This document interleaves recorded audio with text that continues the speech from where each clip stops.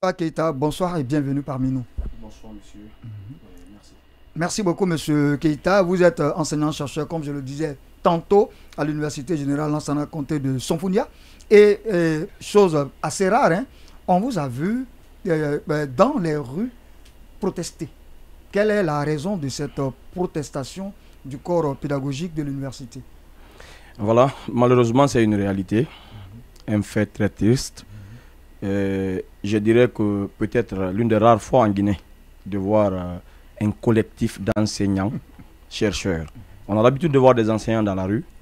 C'est vrai, nous sommes tous des enseignants, que ce soit du ministère de l'enseignement technique, de l'enseignement préuniversitaire et du supérieur. Mais moi, c'est ma première fois, plus d'une décennie de service au supérieur, de voir un collectif bien organisé dans la rue pour aller demander leurs droits. Cela vient d'un fait que nous, les enseignants, on dira quand on a été en ville. Les policiers qui sont venus nous ont dit « Vous êtes des intellectuels quand même ». Je reviendrai un peu sur la raison tout à l'heure. Ils disent « Vous êtes des intellectuels quand même ». Mais ils oublient antérieurement que nous avons épuisé toutes les démarches possibles. Nous avons engagé un recours hiérarchique. Nous sommes allés d'abord quand on a appris, parce que c'est la question épineuse du reclassement qui s'accompagne avec des privilèges accordés par un décret présidentiel. Voilà, monsieur Balamoussa Keïta, on va revenir, on va faire une petite pause et on revient tout de suite. Il y a Vous allez nous démontrer cela. On revient tout à l'heure. Il n'y a pas de problème.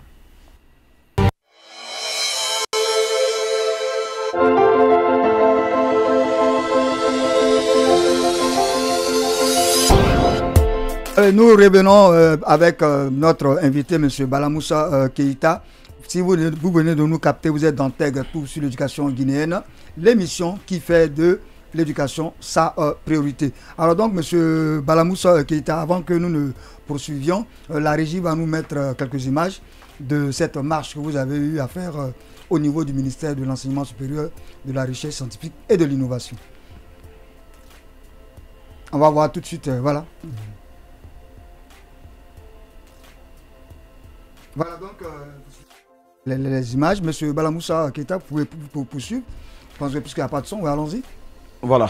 Je disais tantôt que notre descente dans la rue n'était pas autre chose qu'une manifestation de frustration. Après recours, bien sûr, après recours hiérarchique, parce que nous souhaiterons dans les jours à venir de saisir, s'il n'y a pas gain de cause, de saisir un tribunal compétent à cet effet. C'est par rapport au décret 2024-0027 du président de la République qui donne aux structures de l'enseignement supérieur, des centres de recherche, un privilège accordé à tout ceci, sans exception. Mais cette question d'interprétation de l'article 5 du décret nous place ici les épines dans le pied des détenteurs du master. Conformément à l'arrêté 2019, normalement il est dit n'enseigne à l'université qu'un docteur. N'enseigne à l'université qu'un docteur. Mais si vous prenez les réalités sur le terrain, il y a même des licenciés détenteurs de cours, titulaires de cours. Les réalités sur le terrain. Mais le texte prévoyait que n'enseigne dans les universités, dans les instituts, que seulement détenteurs d'un diplôme de doctorat. Au minimum. Au minimum.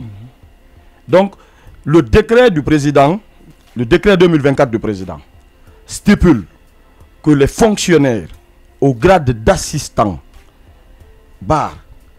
au grade attaché de recherche, virgule, pourquoi je reviens sur tous ces points, virgule, détenteurs du diplôme de master et jugés équivalents, sont reclassés dans la hiérarchie A2, grade 3, échelon 1, l'indice 2506.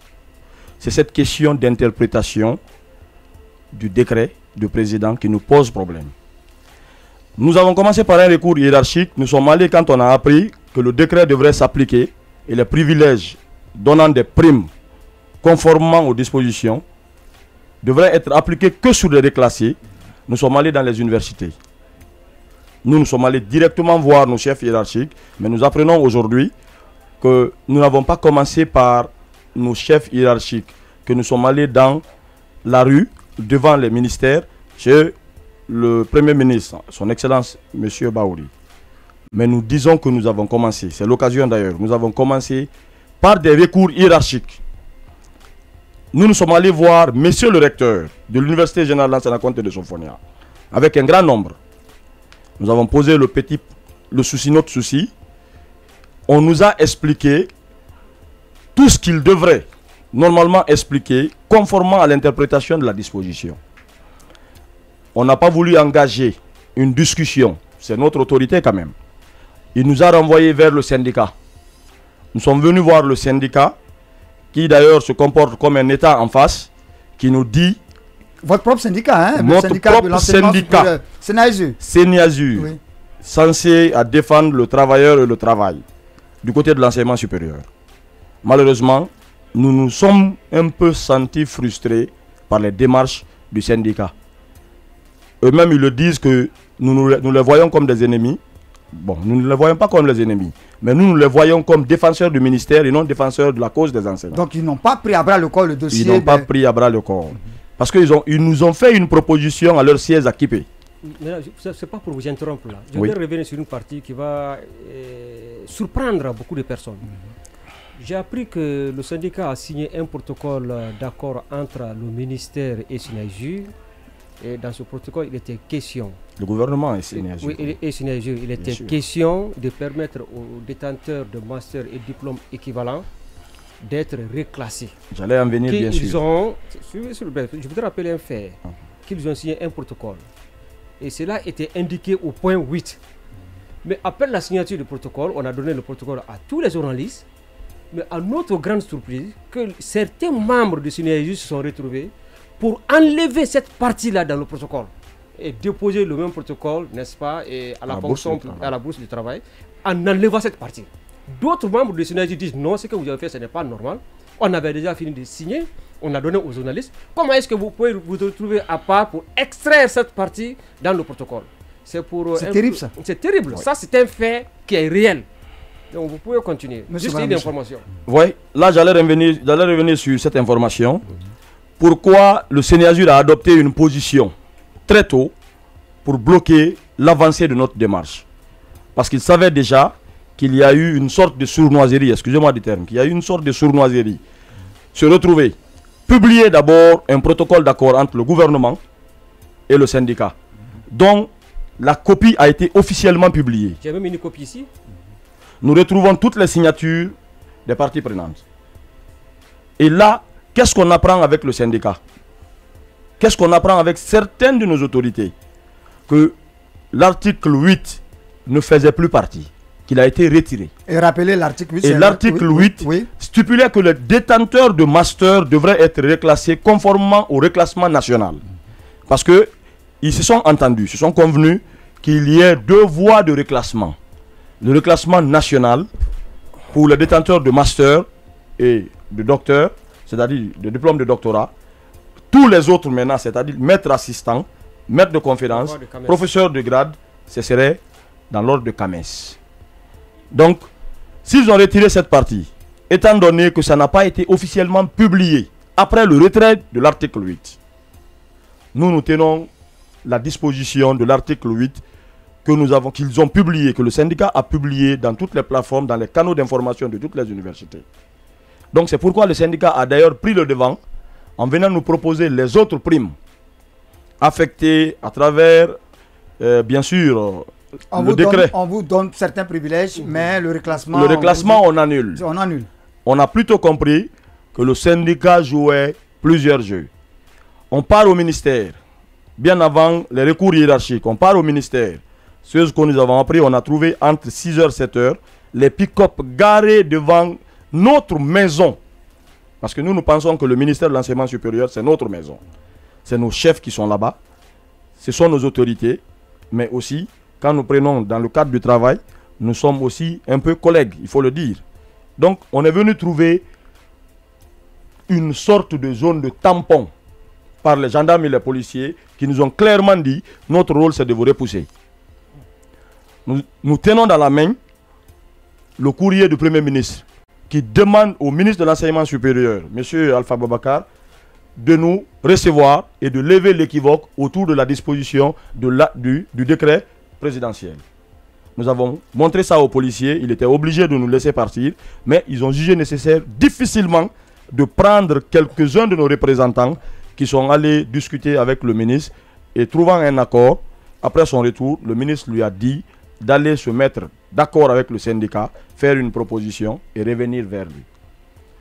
Oui. Voilà, M. Vali, voilà, moi je voulais savoir, parce que le syndicat, au niveau que je peux appeler la Sénasur, voilà, la Sénasur, le Sénasur, j'allais dire. Oui. Donc, ils sont là pour défendre en tout cas l'intérêt supérieur des enseignants du supérieur. C'est ce que nous croyons. Mais je pense bien, et la journée du 26 février dernier, alors il y a eu un mouvement de grève qui a été déclenché. N'est-ce pas? C'est une marche, c'est pas une grève. Voilà. Bon, la grève a été déclenchée. Bien, alors ce mot d'ordre de grève, quand les anciens étaient sortis pour se manifester, alors quelle a été, qu'est-ce qui a été la décision du Premier ministre d'alors, parce qu'en mois de février, je crois que le ministre... C'est la première fois que les anciens cherchèrent... Non, bien sûr, non, bien sûr, parce que la journée du 26 on va le laisser poursuivre. Non, oui, il y a eu la grève. Oui. Maintenant, qu'est-ce qui a été dit? Qu'est-ce que le gouvernement vous a dit après que le mot d'ordre de grève a été lancé ce jour? Il y avait une menace de grève en fait qui avait été lancée. Bien sûr, le 26 février.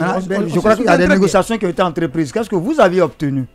Il parle du 26 février. Du 26 février. Il y a eu une grève qui a, en tout cas, un mot d'ordre de grève qui a été lancé. Le mouvement syndical guinéen avait lancé une grève générale. Voilà.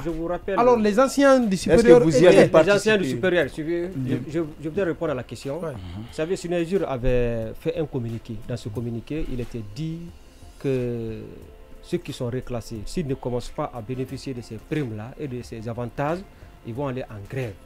Ils avaient demandé deux choses. Parce que les gens étaient déjà reclassés, mais ils ne bénéficiaient pas de ces primes. Ça, c'était la première raison. La deuxième raison, ils ont dit aussi que si les homologues ne sont pas engagés, ils vont aller en grève. C'est à cause de ces deux raisons.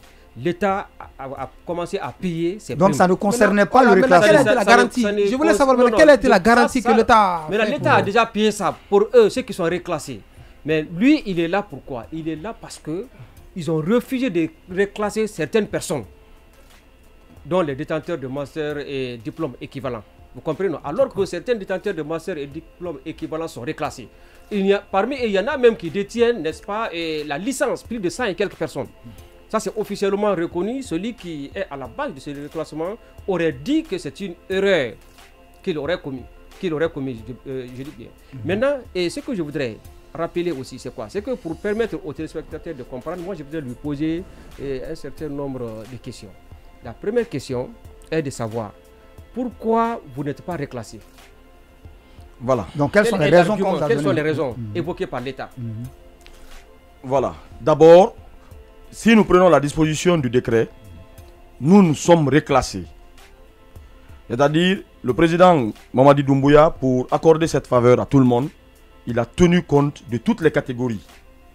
Il dit les fonctionnaires au grade assistant, barre attaché de recherche, virgule, c'est-à-dire c'est elliptique. Il veut dire le fonctionnaire détenteur du diplôme de master et diplôme jugé équivalent sont reclassés et intégrés dans le grade A3, A2, pardon, hiérarchie A3, échelon 1, indice 1506. C'est-à-dire le décret nous reclasse.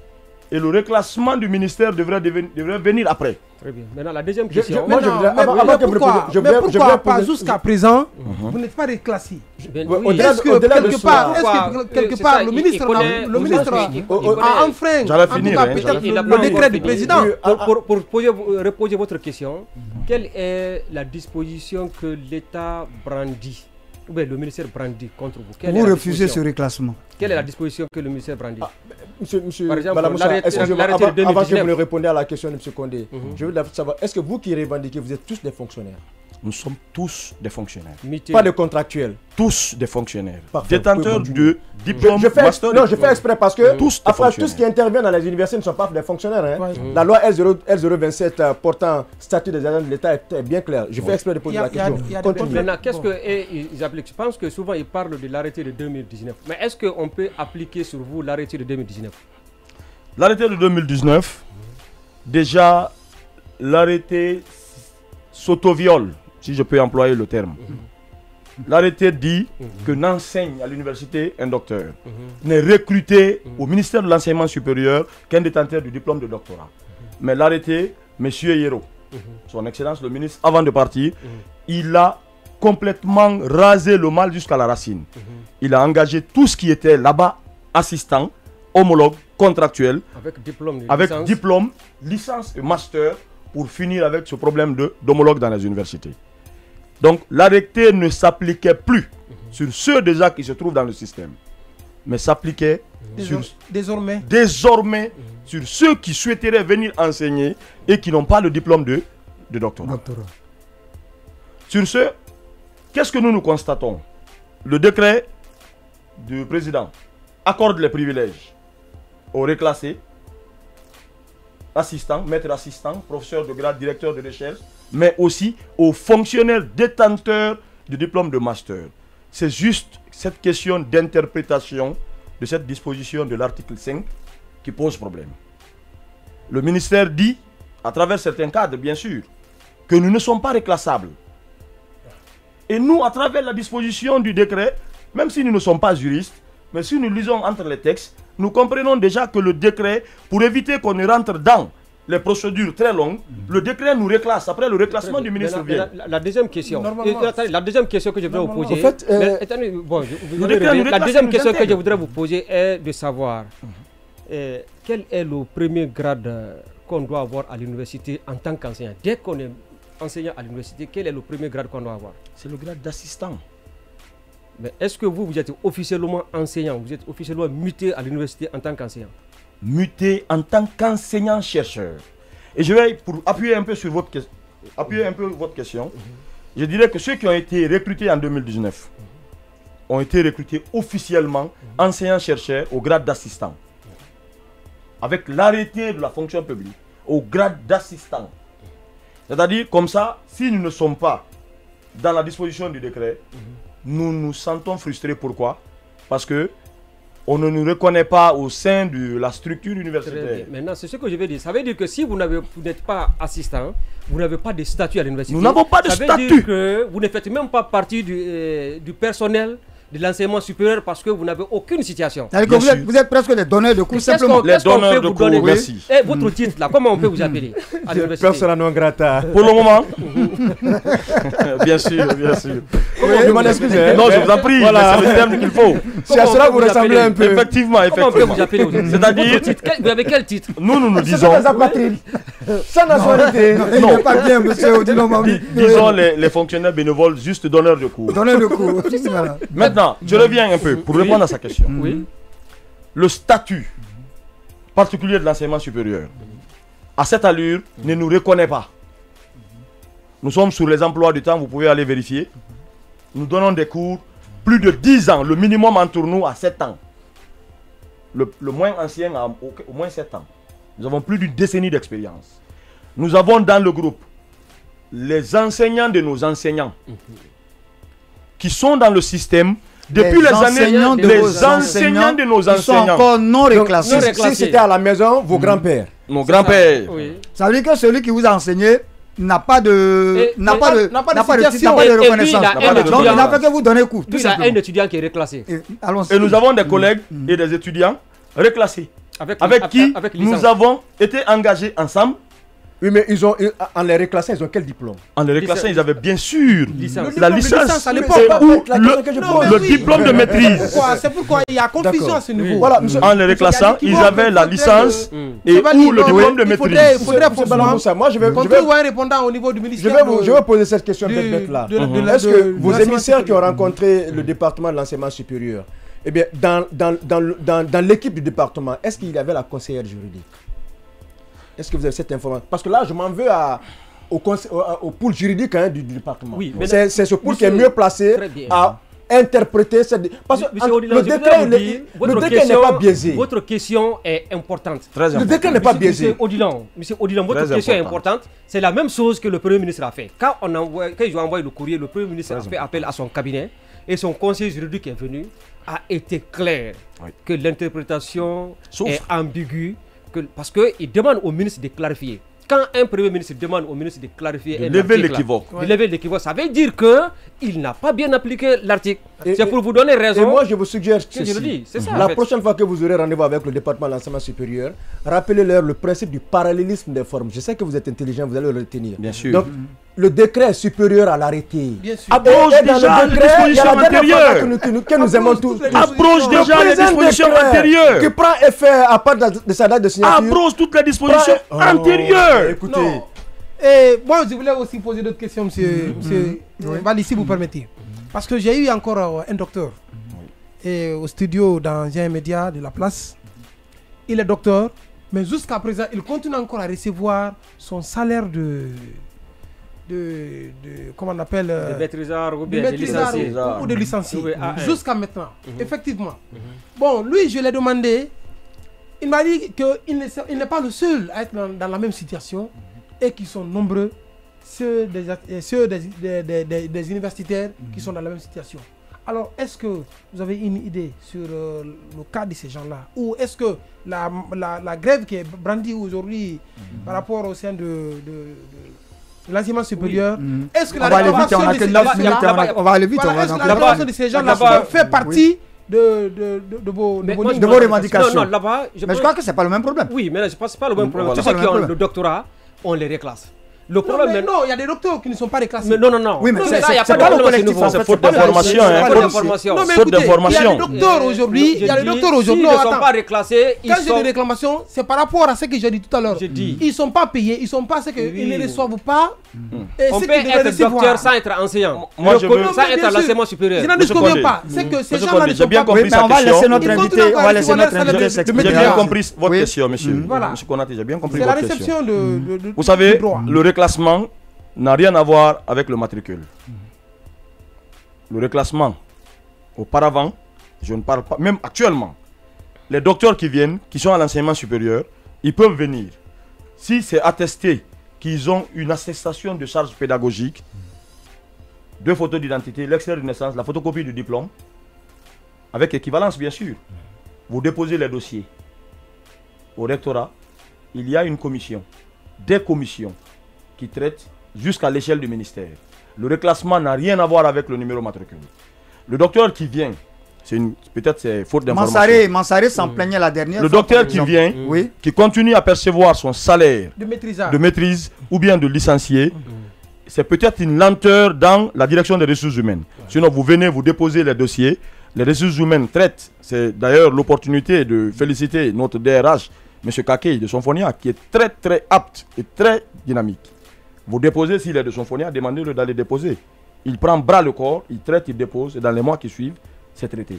Donc on va revenir sur le reclassement des maîtrises et diplômes équivalents. Par rapport à ce qu'il dit, les docteurs dont on traîne encore, qui traînent encore le pas, est-ce qu'il est arrivé, comme vous avez signé, des cas de faux diplômes de doctorat? Il y a une structure au ministère de l'Enseignement supérieur qui traite tous les diplômes jugés équivalents. L'authenticité et l'équivalence des diplômes.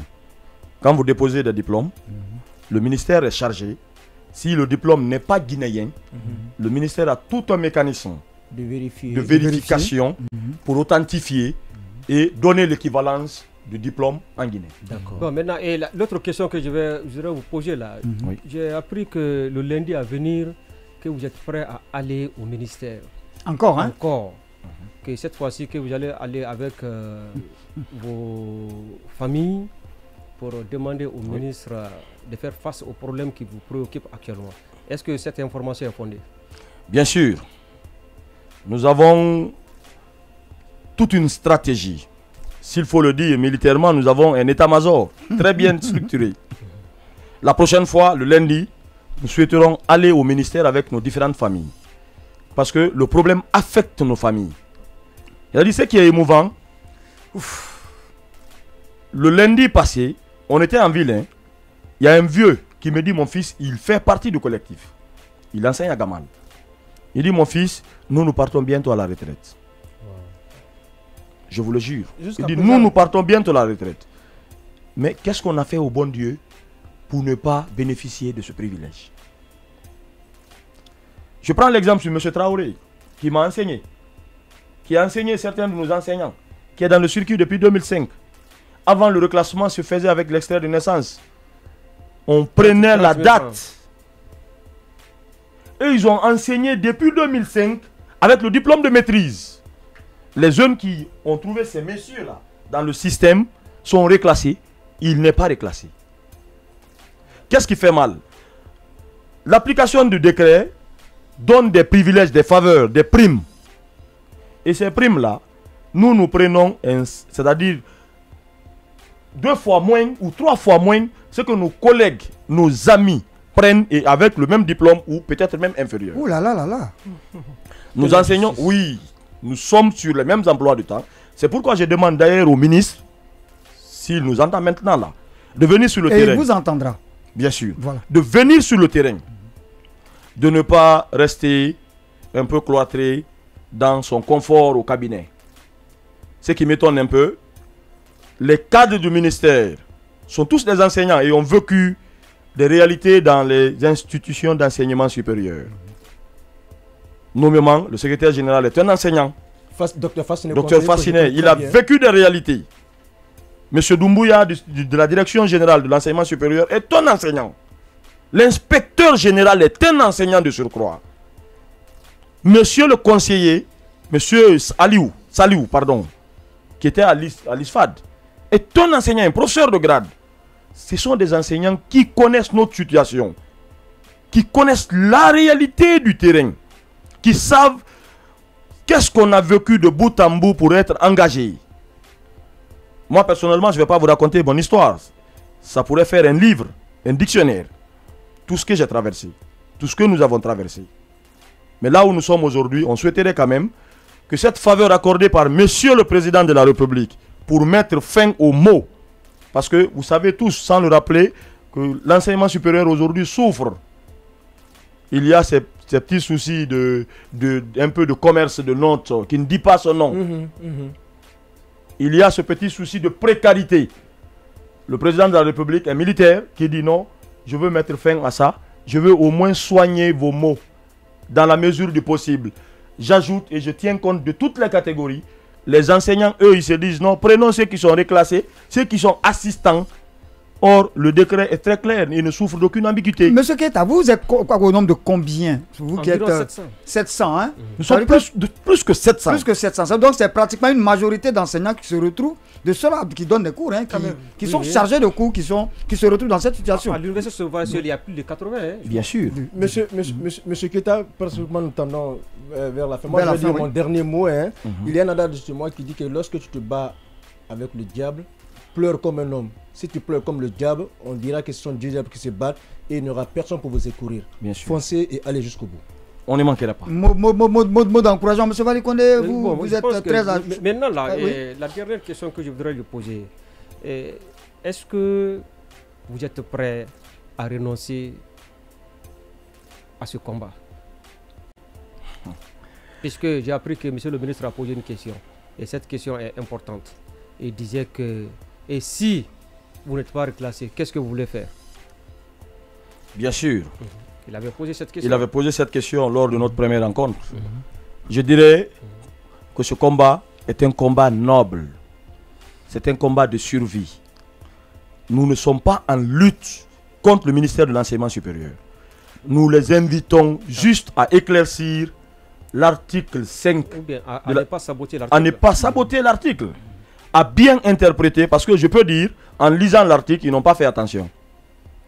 Parce que la virgule, attaché de recherche, grade attaché de recherche, assistant, virgule, détenteur du diplôme de master et diplôme jugé équivalent sont intégrés au grade A2. Hiérarchie A3, indice 2506. C'est-à-dire le décret, pour éviter toutes ces procédures, nous met dans le lot pour bénéficier ensemble. Mais je suis sûr que les enseignants, eux, ils se disent non, non, non, non. Les enfants là, ils ne sont pas reclassés. Envoyez vos actes de reclassement. Or, le reclassement auparavant n'a rien à voir avec un concours. Qu'est-ce que vous proposez maintenant au département? On va terminer, M. Mbali. Qu'est-ce que vous proposez maintenant au département? Peut-être 10, 30 secondes, on a fini. Qu'est-ce que vous proposez? Votre dernier mot par rapport à ça? C'est de nous rétablir dans nos droits et à effet immédiat. Et de penser au mois passé, au rappel. Parce que nos amis, ceux qu'ils ont pris, gaillardement, certains se moquent de nous dans les universités. Terrible, hein? Terrible. Donc, certains se moquent de nous.